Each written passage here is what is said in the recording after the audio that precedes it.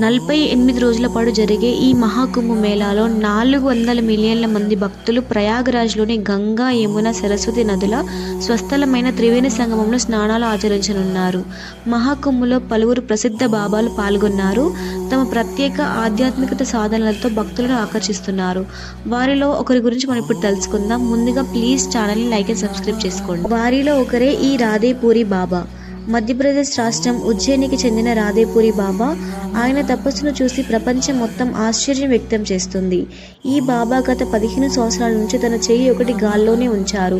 బాబా తపస్సు కారణంగా అతని చెయ్యి ఇప్పుడు పనిచేయకుండా పోయింది. ఇప్పటికీ ఆ చెయ్యి కిందికి పెట్టుకోవడానికి రావడం లేదు. ఆయన చేతి వేళ్ళు ఒకదానితో ఒకటి దగ్గరకు ముడుచుకున్నాయి.